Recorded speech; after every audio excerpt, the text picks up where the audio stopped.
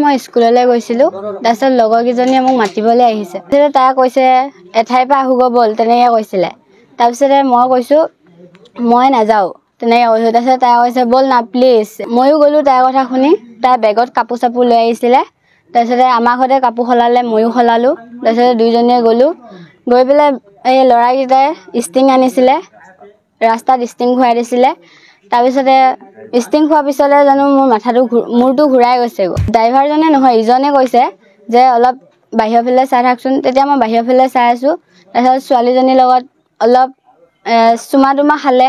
তাৰপিছত খোৱাৰ পিছত সেই ড্ৰাইভাৰজনে বাটত গাড়ী ৰখাই পেলাই তাৰপিছতে ক'লে যে মোৰ হাতখন বিষাই আছে, তই চলাচোন, তেনেকৈ কৈছে। তাৰপিছতে গাড়ীখন চলাইছে। তাৰপিছতে সেই ল'ৰাজনে আহি পেলাই মোক মানে জবৰদস্তি কৰি পেলাই চুমা খাইছিলে। তাৰপিছত সেই চুমা খোৱা হেৰি কাৰণে মই তাক মুখত থুইয়াই দিছিলোঁ। গৈ থাকোঁতে মৰিগাঁও মহাবিদ্যালয় সেইখিনিতে এটা ল'ৰা লগ পাইছিলোঁ, কাহিবাৰী হয়।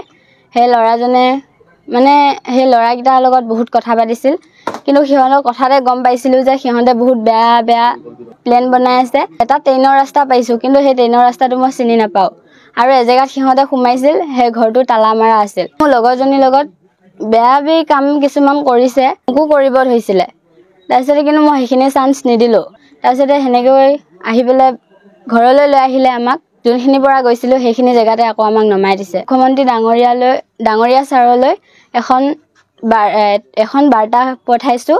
সেই বাৰ্তাখন চাই যাতে তেওঁ অলপ ল'ৰাকেইটাৰ ওপৰত যাতে বহুত শাস্তি দিয়ে, দুইজনকে যাতে দিয়ে। আমাৰ ঘৰৰ ওচৰতে থানা, তথাপিও আমি সুৰক্ষা নহয়। কিহৰ কাৰণে এইটো আমি নাজানো।